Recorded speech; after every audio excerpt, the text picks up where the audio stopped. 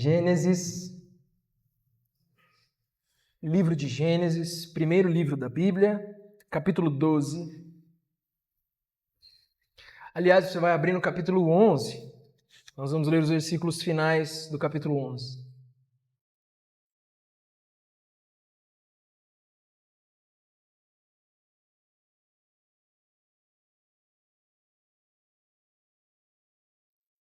Todos encontraram? Diz o seguinte a palavra do Senhor, 11, versículo 26. Aliás, vamos ler o versículo 10. São estas as gerações de Sem. Agora versículo 26. Tera viveu 70 anos e gerou Abrão, Naor e Harã. São estas as gerações de Tera. Tera gerou Abrão, Naor e Harã. E Harã gerou Ló. Harã morreu na terra de seu nascimento, em Ur dos Caldeus, estando Tera, seu pai, ainda vivo. Abrão e Naor tomaram para si mulheres. A mulher de Abrão se chamava Sarai, e a mulher de Naor era Milca, filha de Harã, que foi pai de Milca e de Iscá. Sarai era estéril, não tinha filhos. Tera tomou Abrão, seu filho, e Ló, filho de Harã, filho de seu filho, e Sarai, sua nora, mulher de seu filho Abrão, e saiu com eles de Ur dos Caldeus para ir à terra de Canaã. Foram até Harã, onde ficaram. E havendo Tera vivido 205 anos ao todo, morreu em Harã. O Senhor disse a Abrão: saia da sua terra, da sua parentela e da casa do seu pai, e vá para a terra que lhe mostrarei. Farei de você uma grande nação e o abençoarei, e engrandecerei o seu nome. Seja uma bênção. Abençoarei aqueles que o abençoarem e amaldiçoarei aquele que o amaldiçoar. Em você serão benditas todas as famílias da terra. Partiu, pois, Abrão como o Senhor lhe havia ordenado, e Ló foi com ele. Abrão tinha 75 anos quando saiu de Harã. Abrão levou consigo a sua mulher Sarai, o seu sobrinho Ló, todos os bens que haviam adquirido e as pessoas que lhes foram acrescentadas em Harã. Partiram para a terra de Canaã e lá chegaram. Abrão atravessou a terra até Siquém, até o carvalho de Moré. Nesse tempo, os cananeus habitavam essa terra. O Senhor apareceu a Abrão e lhe disse: darei essa terra à sua descendência. Ali, Abrão edificou um altar ao Senhor que lhe tinha aparecido. Passando dali para o monte a leste de Betel, armou a sua tenda, ficando Betel a oeste e Ai a leste. Ali, edificou um altar ao Senhor e invocou o nome do Senhor. Depois, Abrão partiu dali, indo sempre na direção do Neguebe.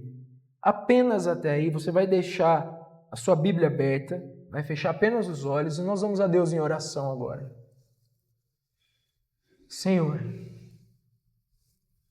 Deus bendito e poderoso, Pai eterno, Deus de toda a criação, nos colocamos diante do Senhor nesse momento, queremos pedir o Teu auxílio. Esse é o momento, Senhor, em que o Senhor falará conosco. Até aqui nós entoamos os nossos cânticos, fizemos as nossas orações, ouvimos a leitura da Sua palavra, mas agora, Senhor, é o momento da pregação. É o momento que o Senhor falará aos nossos ouvidos e ao nosso coração. E nós queremos pedir a Ti, Senhor, pela Sua bondade, pela Sua misericórdia, que o Senhor abra os nossos ouvidos para entender essas verdades que iremos ouvir. Senhor, nos dê olhos para ver, ouvidos para ouvir, um coração para crer naquilo que vamos aprender. Senhor, te peço que o Senhor me ajude nesse culto, Senhor, nesse domingo de Páscoa, a conduzir os meus irmãos até Jesus Cristo, mesmo em uma passagem do Antigo Testamento em que o Senhor não aparece de forma tão clara. Nos ajude, Senhor. Perdoa as minhas falhas. Ajuda-me nas minhas limitações. E alimenta o teu povo nessa hora. Tudo que eu te peço, Senhor, no nome de Jesus. Amém. Irmãos, vocês estão me ouvindo bem? Que bom. Nós estamos há várias semanas meditando na carta de Paulo aos Romanos. E depois de meditarmos em Romanos, do capítulo 1 até o capítulo 4, hoje nós vamos retomar a nossa série de pregações e meditação no livro de Gênesis, exatamente aonde nós paramos. Gênesis capítulo 12. É exatamente aqui que nós paramos. E o que nós vimos nos capítulos anteriores de Gênesis? Nos capítulos anteriores, do 1 até o 11, nós vimos aquilo que chama-se de a história primitiva ou a história primeva, que envolve, não é exatamente a história de Israel, mas é a história do mundo todo, é a história da criação. E nós temos ali então a criação da humanidade, o relato da criação. Logo em seguida nós temos a queda da humanidade e a maldição que os homens sofreram. E nós temos na sequência o desenvolvimento e o surgimento das nações. Aqui no capítulo 10 e 11 tem aquilo que chamamos de tábua das nações, porque os povos são delimitados e divididos. Nós vimos claramente o surgimento de duas linhagens nesses capítulos. Dois povos, uma linhagem de homens e mulheres piedosos e tementes a Deus, e uma outra linhagem, essa linhagem de piedosos vai até Noé. E nós temos uma outra linhagem de homens maus que termina em Lameque, com o dilúvio, onde todos, inclusive os animais e a vegetação, são destruídos, sendo salvo apenas Noé e a sua família com os animais que estavam na arca. Na sequência, nós vimos a história da Torre de Babel. E em Babel, nós vimos que os homens se uniram, fizeram uma aliança para construir uma grande torre e com essa torre fazer o seu nome grande, fazer o seu nome famoso. E nós vimos que eles fracassaram nesse desejo, nesse projeto. Fracassaram porque Deus os derrotou. E então chegamos no final do capítulo 11. E em tudo isso, nós vimos. Todos esses sermões estão no nosso canal no YouTube, se você quiser depois relembrar. Mas em tudo isso, nós vimos, meus irmãos, a mão de Deus guiando a história, conduzindo o seu povo, conduzindo os seus servos, cumprindo o seu propósito, nos mínimos detalhes. E então nós chegamos no capítulo 12 de Gênesis. E é no capítulo 12 que começa a narrativa da vida dos patriarcas. Quem são os patriarcas? Abraão, Isaque, Jacó, terminando com José. Então nós temos aqui o início da narrativa da vida dos patriarcas. E a narrativa começa com esse homem chamado Abraão, que aqui é chamado primeiro de Abrão. Meus irmãos, depois de Jesus Cristo, Abraão é o homem mais importante na história da redenção. É o homem mais importante aqui na história de Israel. E a partir de hoje, nós vamos nos aprofundar na vida desse homem de Deus. A partir de hoje, nós vamos subir com Abraão as montanhas da fé e vamos descer com ele até os vales da desesperança e do fracasso. E em tudo, mais uma vez, nós vamos ver a bondosa mão de Deus na vida desse homem. E vamos extrair lições preciosas para a nossa vida hoje, a partir da vida de Abrão. Eu só quero fazer um comentário antes de prosseguir. No nosso planejamento, nós tínhamos previsto pregações em trechos maiores, mas preparando o sermão, eu vi que nós vamos ter que ir com um pouco mais de cautela aqui em Gênesis e meditar em porções um pouco menores em cada culto. Então você vai notar uma mudança Inclusive no boletim, nós vamos pregar menos textos do que nós vimos aqui, no que nós tínhamos planejado, e vamos, se necessário, ajustar o nosso planejamento por conta disso. É mais prudente e mais devagar para não perdermos nada no meio do caminho aqui na peregrinação de Abrão. Mas quem é Abrão? Eu estou falando desse homem como se você conhecesse. E eu presumo que você conheça um pouco dele. Mas você está lendo Gênesis e você se depara com essa figura. E ele surge aqui, e agora vão ter vários capítulos sobre ele, mas quem é ele? Quem é Abrão? Essa é a primeira pergunta que nós precisamos responder. Em primeiro lugar, precisamos pensar sobre quem é ele. E aqui nós lemos, é por isso que nós lemos Gênesis. Antes do 12, nós lemos o 11, do 26 até o 32. E de acordo com Gênesis, capítulo 11, verso 26, Abrão, ele é da descendência de Sem, um dos filhos de Noé. Noé teve quantos filhos? 3 antes do dilúvio. Jafé, Sem e Cã. Abrão é da descendência de Sem. Então, Abrão é um semita, é dos povos semitas. E de acordo com 11, 26, Abrão é filho de um homem chamado Tera. Abrão tinha 2 irmãos, Naor e Harã. São esses os nomes dos irmãos de Abrão. Abrão, juntamente com o seu pai e os seus irmãos, eles viviam em uma cidade chamada Ur. O nome da cidade é esse, Ur, da terra dos caldeus. Por isso que se fala sempre de Ur dos caldeus. Que cidade é essa? Essa cidade, ela estava localizada onde hoje é a Turquia, que é a região da Mesopotâmia. Quem se lembra na escola de estudar essa civilização? A Mesopotâmia, aqueles povos das civilizações antigas. Ur era uma metrópole localizada na Mesopotâmia, uma cidade muito importante na região sul da Mesopotâmia, próxima ao rio Eufrates. E por que essa cidade é importante, onde Abrão morava?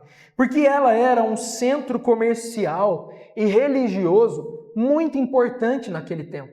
Era uma cidade com um comércio muito vivo, uma cultura muito pujante, tecnologia, templos grandiosos, com uma concentração de riqueza muito alta, uma cultura muito avançada para aquele tempo.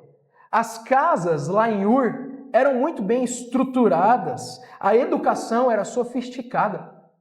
Os habitantes de Ur conheciam a raiz quadrada, raiz cúbica, coisa que a gente até hoje não conhece direito, né? Eles já dominavam, naquele tempo, esses conceitos matemáticos. As famílias tinham artefatos de ouro e de prata. A cidade de Ur era uma cidade grandiosa. As construções monumentais. Os reis eram nobres e notáveis. E os templos eram grandiosos. E é aqui que está a grande questão da cidade de Ur. O povo de Ur era um povo idólatra, um povo politeísta. E eles adoravam a muitos deuses. Tanto é que a esposa de Abrão, Sarai, recebeu esse nome em homenagem a uma deusa chamada Shahatu. Esse é o nome da deusa que o nome de Sarai homenageava, Shahatu. E essa deusa era a esposa do principal deus de Ur. Então nós vemos que não só o povo da cidade era politeísta, mas o próprio Abrão, na sua família, e a sua esposa estavam num contexto de idolatria, ou seja, adoração a outros deuses.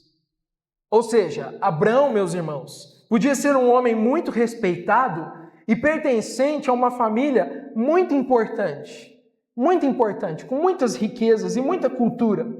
Mas do ponto de vista espiritual, e é isso que importa para nós, do ponto de vista espiritual, Abrão vem de uma família idólatra e ele mesmo não conhecia o Senhor. Abrão não conhecia Deus. Abrão não conhecia Yahvé. Abrão vivia no meio dos caldeus. Além de uma situação espiritual totalmente miserável, de muita idolatria e engano, o verso 30 nos diz que Sarai era estéril. A esposa de Abrão era estéril, o que era particularmente ruim no mundo antigo. A esterilidade naquele tempo era um problema. Por quê? Porque ela poderia colocar fim a uma família. A esterilidade poderia fazer a riqueza de uma família, a herança de uma família, cair em mãos estranhas e o legado da família desaparecer. Então, Abrão está nessa condição e em Gênesis 11, 31, veja o que diz o versículo. Tera tomou Abrão, seu filho, e Ló, filho de Arã, filho de seu filho, e Sarai, sua nora, mulher de seu filho Abrão, e saiu com eles de Ur dos Caldeus, para ir à terra de Canaã. Foram até Arã, onde ficaram, e havendo Tera vivido 205 anos ao todo, morreu em Arã. O texto diz que Tera, o pai de Abrão, decidiu se mudar de Ur. Ele decidiu sair de Ur e ir para onde? Canaã. Então Tera toma essa decisão. Ele pega Abrão, seu sobrinho Ló, e vai de Ur para Canaã. A distância de Ur até Canaã, para que você entenda, é de mais ou menos 1.800 quilômetros. É mais ou menos como ir de Brasília até Porto Alegre, a pé. Porque eles não tinham avião. Eles não vão para o aeroporto de Guarulhos, pegam um voo lá e ficam alguns minutos dentro do avião e depois desembarcam. Não. Eles precisam caminhar a pé. 1.800 quilômetros. Num clima escaldante. Passando por montanhas e vales. E essa viagem era feita com mulheres, crianças, rebanhos, riquezas. Eles se mudavam com a casa deles. E já imagina fazer uma mudança desse tamanho a pé, carregando tudo. E detalhe, eles não iam em linha reta, porque o relevo não permitia. Era necessário pegar as rotas comerciais, subir montanhas, descer, atravessar. E não tem graal para eles parar, não. Sabe aqueles postos na beira da Anhanguera que você para e toma um cafezinho? Tem graal, não. Não tem posto. Não tem nada. Eles precisam ir parando, montando as suas tendas, ficando um tempo e depois seguir viagem. Porém, Tera, o pai de Abrão, morre em Arã. Ele não chega em Canaã. E essa caravana acaba falhando. Esse é o contexto de Abrão. Falha espiritual, falha na sua família e no seu legado, e falha na tentativa de sair de Ur para ir para Canaã com o seu pai. O seu pai morre no meio do caminho e eles não conseguem chegar lá. É nesse contexto que a palavra de Deus vem até Abrão. É nesse contexto que Deus fala com Abrão. E é nesse contexto, meus irmãos, que a palavra de Deus geralmente chega até nós. Quando nós estamos fracassados, quando nós estamos frustrados, cansados em diversas áreas da nossa vida. Há momentos em que nós somos tomados de desesperança, de desespero, de cansaço. É quando enfrentamos fracassos no nosso casamento, na nossa família, espirituais, fracassos de todo tipo, que é quando os nossos sonhos estão ameaçados. É geralmente aí que o Senhor nos chama. Quando estamos vazios e secos, então a palavra do Senhor vem até nós. Mas como nós vamos ver, o chamado de Deus geralmente envolve renúncias. Geralmente envolve dificuldades e nos desafia a uma fé profunda e obediente. Vamos analisar então o caminho e o chamado de Abrão agora para vermos o que o Senhor chamou esse servo a fazer. Nós vamos ler vagarosamente mais alguns versículos.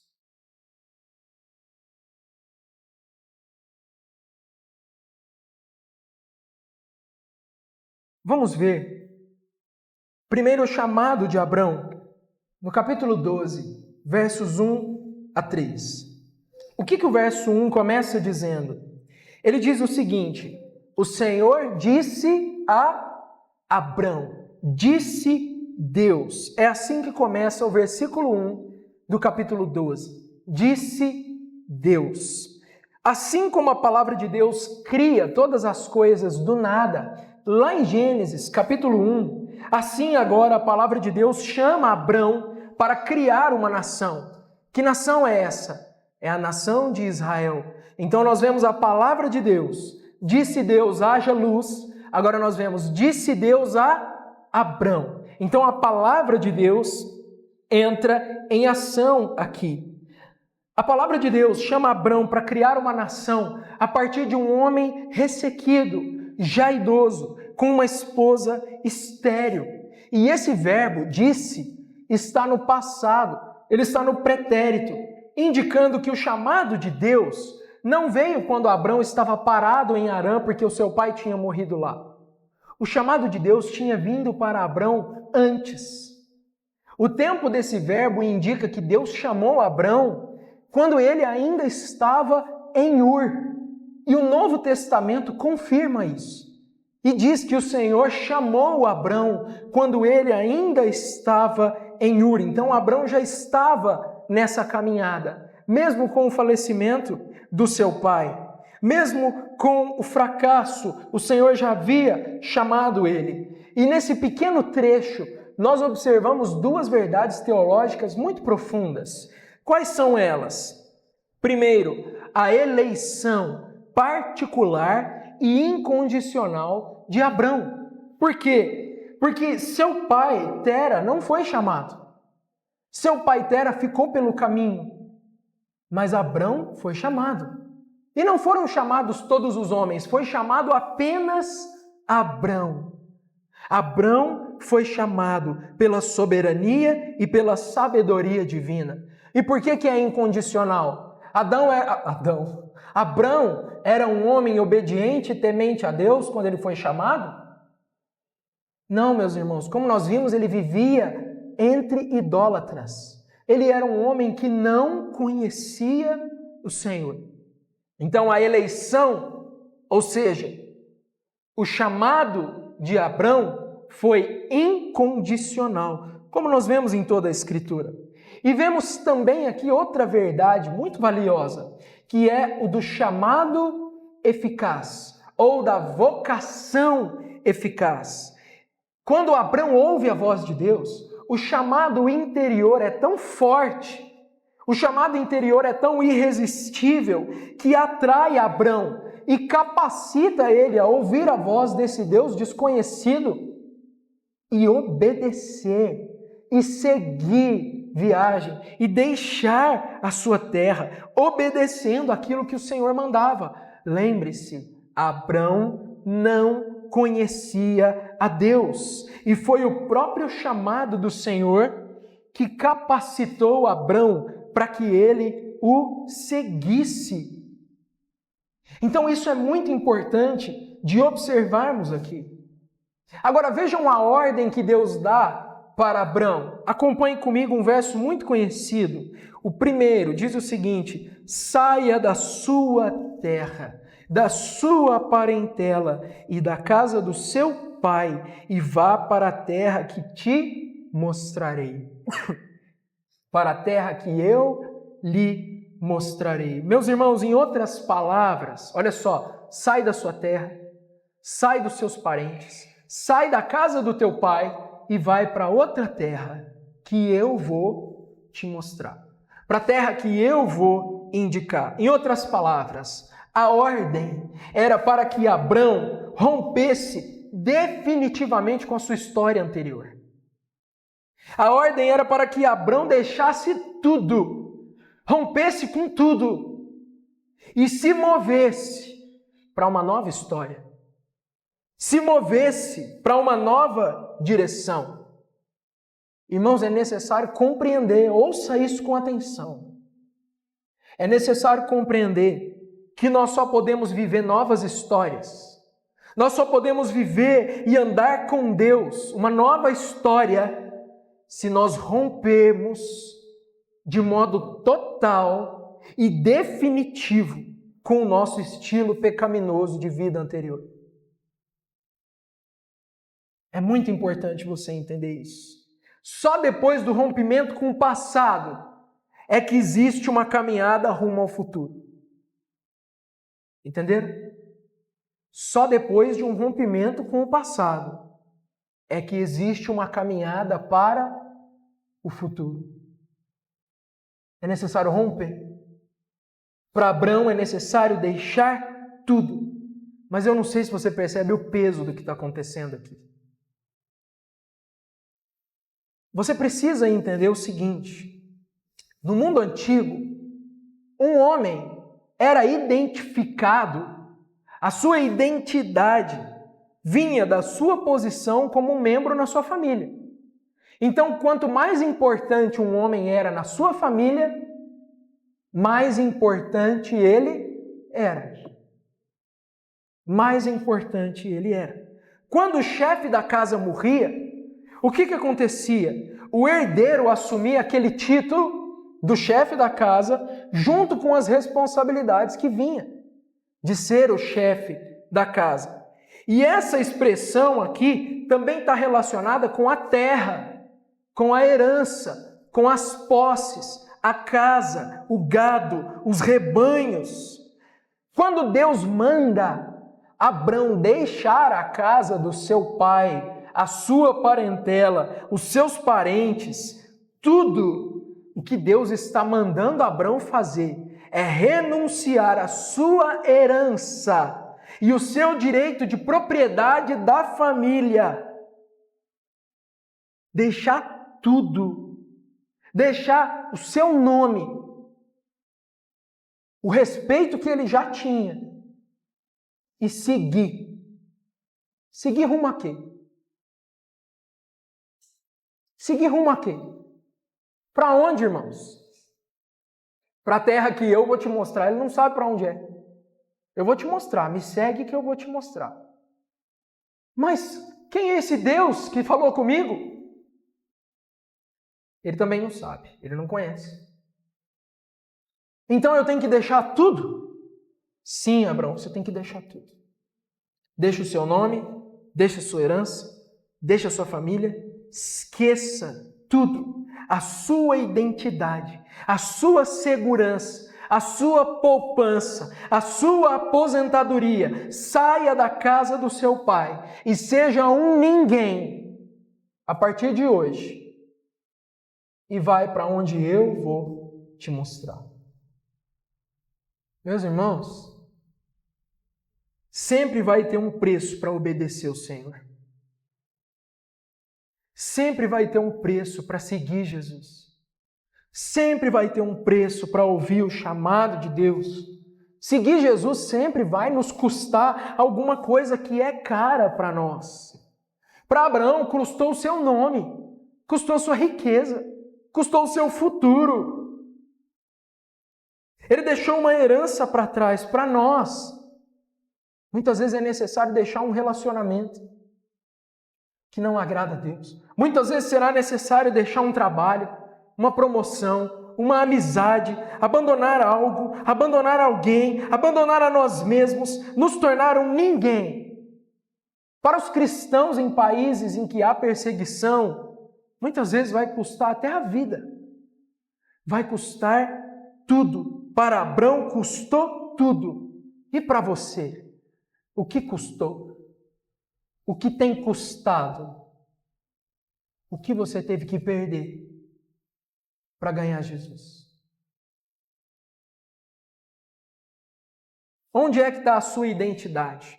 No seu sobrenome? No seu cargo? Na posição que você ocupa?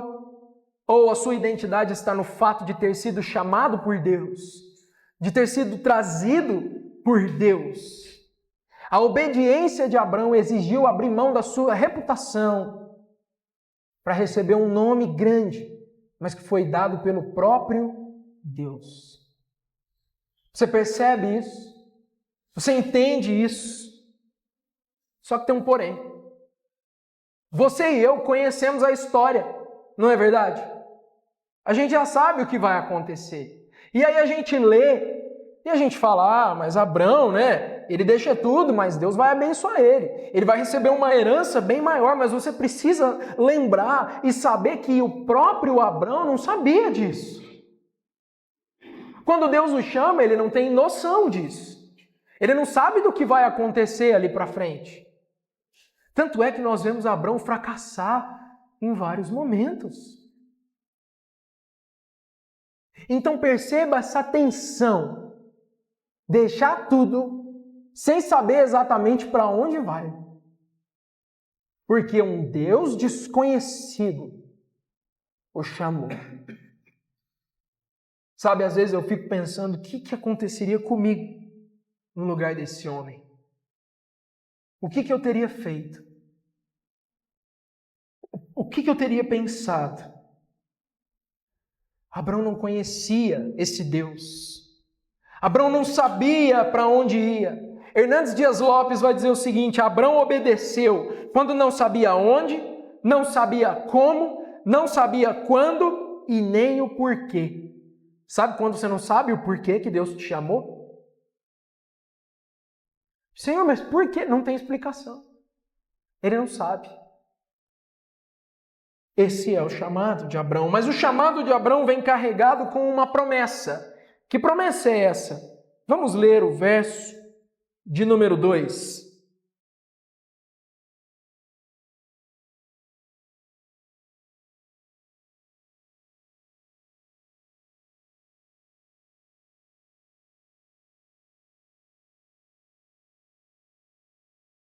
O verso 2 diz assim: farei de você uma grande nação e o abençoarei, e engrandecerei o seu nome, seja uma bênção.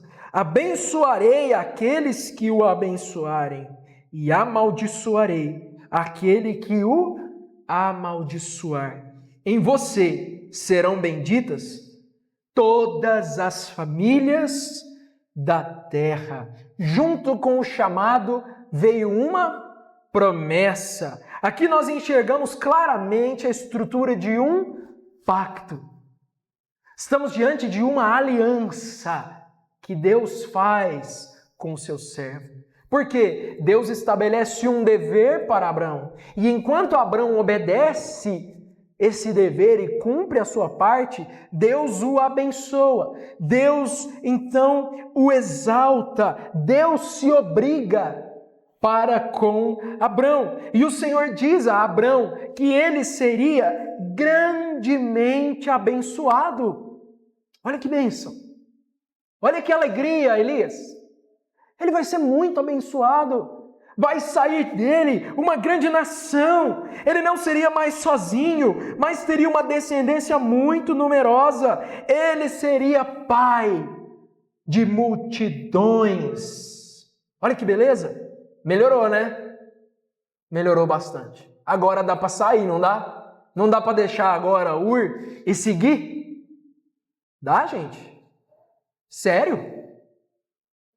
Ouvindo a palavra de um Deus que você não conhece, saindo com a sua esposa estéril? Dá? É, né? Você já conhece o fim da história, aí você perde as coisas. É complicado. É absurdo o que Deus fala para Abraão. Então, Abraão, olha, você vai perder tudo. Seu nome, riqueza, herança, mas eu vou te dar filhos. E eu vou te dar muitos filhos. E eu vou fazer o seu nome ser grande. Aquilo que os homens tentaram conquistar em Babel e eu não deixei, eu vou fazer com você. Eu vou te dar um nome grande na terra, Abraão. E o nome é muito importante na Bíblia. Provérbios 22:1 diz que é melhor o bom nome do que as muitas riquezas. Então é uma promessa muito boa. É uma promessa elevada à máxima potência. Aquilo que os perversos de Babel buscavam. Deus falou que ia dar para Abraão e ele nem buscou. Mas Deus faz essa promessa.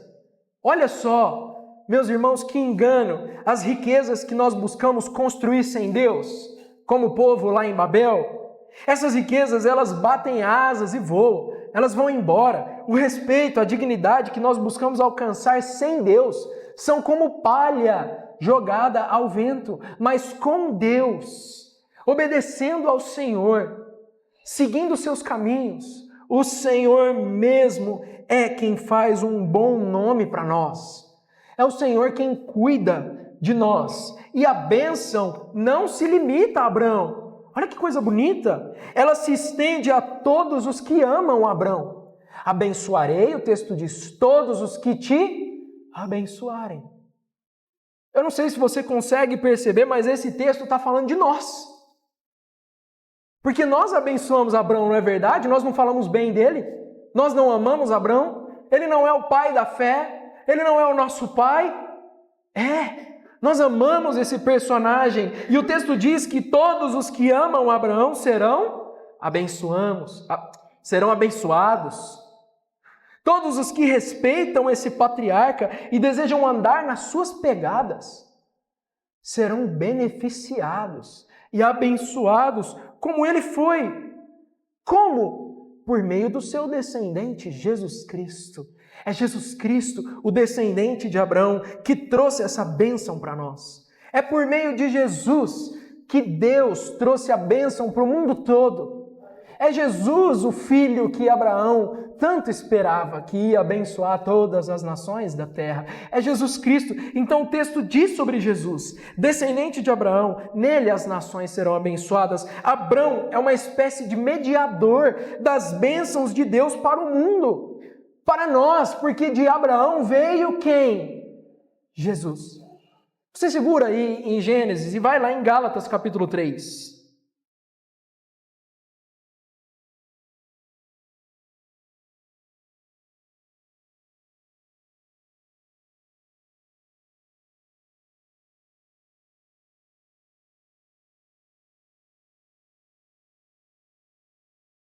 Gálatas capítulo 3.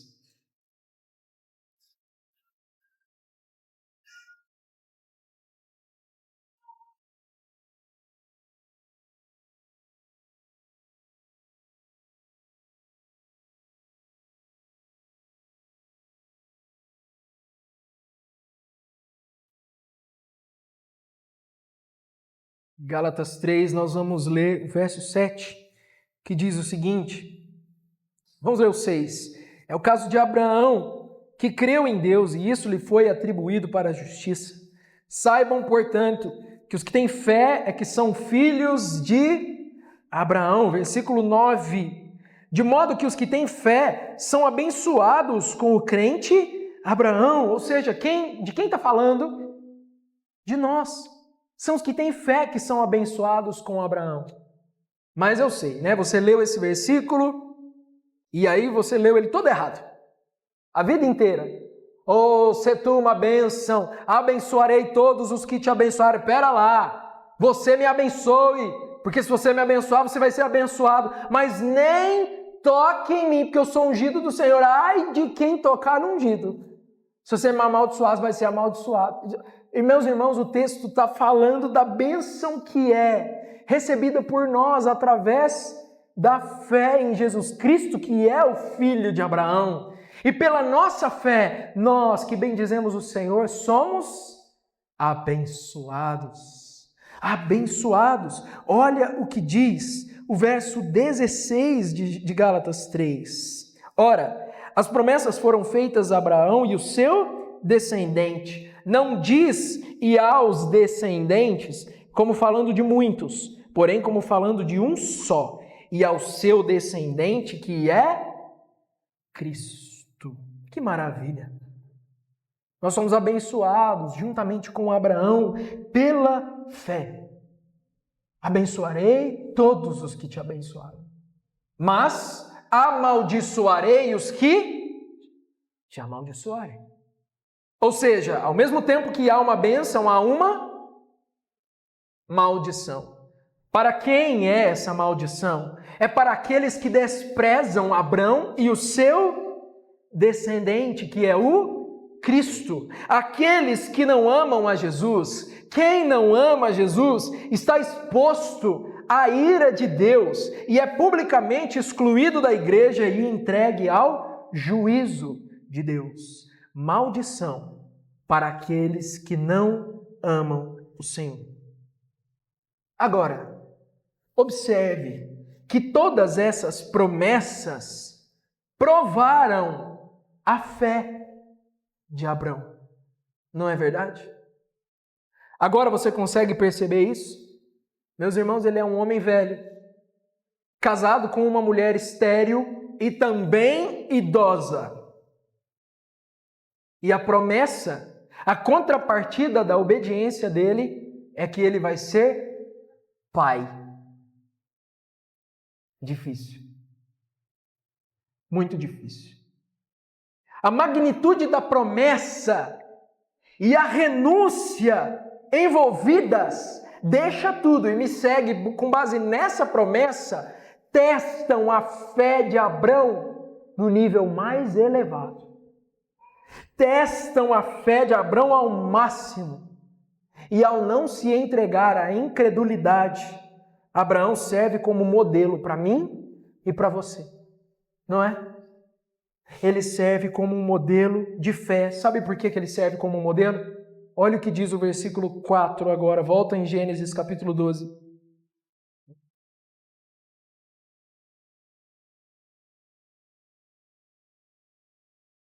O versículo 4 diz: Partiu, pois, Abrão, como o Senhor lhe havia ordenado. O que esse texto comunica para nós? O que Abrão fez? Obedeceu. Abrão obedeceu. Dos versos 4 ao 9, o resumo que temos é que Abrão obedece. E o texto diz que ele partiu. O verbo traz a ideia, sabe do quê? Deixou tudo para trás. Lançou o nome, a herança, o respeito, a família, a parentela, a terra, tudo isso nas profundezas do oceano. Deixou tudo imediatamente, colocou a sua fé nesse Deus e obedeceu. Vocês percebem como fé e obediência estão intimamente ligados? Percebem como a fé gera obediência? Ele não discute, não há um diálogo, não tem uma conversa entre eles. Ele não protela a ação, ele não fala sim, Senhor, como aquele homem que quer seguir Jesus e diz o seguinte: Mestre, deixa primeiro eu sepultar o meu pai, deixa primeiro eu sepultar a minha mãe, então eu venho e te sigo. Abraão não falou esse tipo de coisa. Abraão partiu. Abraão deixou tudo e seguiu a Jesus. Ele pega os seus rebanhos, ele pega os seus bens, ele pega a sua esposa, ele pega o seu sobrinho e parte para uma caminhada de aproximadamente 6 meses. Olha o nível da obediência desse homem. Uma caminhada de 6 meses, subindo e descendo montanhas, debaixo do sol e da chuva, frio e calor intensos, fome e sede, perigos, precisando fazer várias paradas no caminho, habitando em tendas, barracas, pelo meio do caminho. É uma caminhada monótona, repetitiva. Você lê o texto e parece que é assim, né? Ah, saiu, foi, chegou lá de tarde. Não, é uma caminhada longa. São 6 meses de caminhada, monótona, repetitiva, todos os dias a mesma coisa, a mesma paisagem, os mesmos problemas, nessa caminhada longa, demorada, cansativa. O que leva um homem a aceitar uma coisa dessas? Agora se coloque você no lugar de Abraão. E te vem essa proposta. Deixa tudo. Abandona tudo. Seu nome, esquece aquela herança, esquece aquele respeito que você conquistou, a carreira que você fez. Deixa tudo e me segue para um lugar que eu vou te mostrar. O que você faria? Há alguns aqui que já fizeram isso. Há alguns aqui que deixaram tudo. Há alguns aqui que se esqueceram, sepultaram seus nomes, sepultaram as suas carreiras, abandonaram tudo, uma história construída, deixaram e seguiram o Senhor.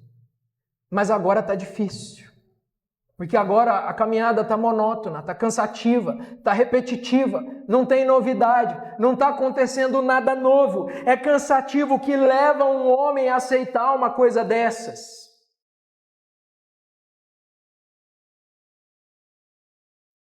O que leva, meus irmãos? E aí eu quero te convidar a abrir em Hebreus, capítulo 11, versículo 8, e nós estamos concluindo. Segura Gênesis, hein? Falei tarde, né? Hebreus, capítulo 11, verso 8.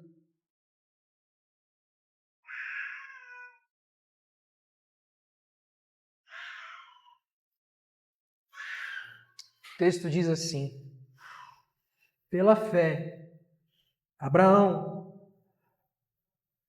Vocês não encontraram ainda?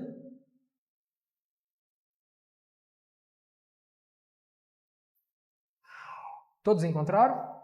Quem encontrou diz amém? Quem não encontrou, diz ai de mim. Todos acharam? Versículo 8. Pela fé, Abraão, quando chamado, obedeceu, a fim de ir para um lugar que devia receber como herança, e partiu sem saber para onde ia. Pela fé, peregrinou na terra da promessa como em terra alheia, habitando em tendas com Isaque e Jacó, herdeiros com ele da mesma promessa. Por quê? O que leva um homem a aceitar uma coisa dessas? O autor aos Hebreus explica, ele diz, porque Abraão aguardava a cidade que tem fundamentos, da qual Deus é o arquiteto e construtor. Pela fé, o 11, só até aí mesmo, o 10. Porque Abraão aguardava a cidade que tem fundamentos, da qual Deus é o arquiteto e construtor. Meus irmãos, a resposta o autor bíblico nos dá. Um homem aceita uma coisa dessas porque ele tem fé na promessa. É simplesmente isso. Um homem aceita essa jornada porque ele acredita e deposita fé na promessa de Deus. Abraão troca o conhecido, aquela terra idólatra em que ele vivia, pelo desconhecido. O que é o desconhecido para ele? É a cidade celestial. Ele decide viver em tendas, mas porque ele está esperando uma cidade muito bem edificada, uma cidade muito bem construída, cujo arquiteto é Deus, cujo construtor é o próprio Deus. E assim, meus irmãos, é a vida cristã. Assim é a vida cristã. Escute isso. É uma caminhada longa. É uma caminhada difícil. Na maior parte do tempo ela é repetitiva. Na maior parte do tempo ela é monótona. E ela é cheia, sim, de dificuldades, como a peregrinação de Abrão no deserto. Lutamos constantemente contra a tentação. Tentações, desânimo. Nós somos tentados a desistir. Quantas vezes nós nos perguntamos, mas por que foi que eu aceitei ser cristão? Por que eu aceitei esse encargo? Por que eu aceitei esse ministério? Por que eu aceitei isso? Tá difícil. Eu não imaginei que era assim. Tá complicado. As promessas que nós vemos na Bíblia, muitas vezes parecem distantes, parecem irreais. E nós nos questionamos se essas promessas um dia vão se cumprir. Não é? Um dia quente como esse. Depois de uma semana cheia de notícias desagradáveis, problemas, e aí você chega aqui na igreja como um soldado ferido, sangrando, tendo perdido várias batalhas. Você fala, meu Deus do céu, tem que ir para o culto de novo, tem que ir para a igreja de novo, mas parece que não está funcionando, parece que eu estou cansado, parece que não tem dado certo. Será que valeu a pena deixar tudo, meu irmão? Será que valeu a pena largar tudo? E essa repetitividade na vida cristã, pecados que você já venceu voltam a te tentar, problemas que você já tinha resolvido aparecem de novo, problemas familiares que vêm e vão. Meu Deus do céu, como continuar confiando? Como nós continuamos confiando, Michael? Como nós sabemos que nós vamos chegar lá, Ademar? Como vemos isso, Alisson? Será que daqui 15 anos nós vamos estar aqui? Sabe qual é a solução? Sabe qual é o remédio? Sabe como um homem aceita uma coisa dessas e se mantém e se sustenta? Pela fé. Um homem se mantém e se sustenta pela fé na promessa. Abraão continuou, por quê? Ele aceitou isso e continuou porque ele acreditou, ele confiou, ele deu crédito na promessa que Deus fez para ele, mesmo sendo impossível. É a fé na promessa.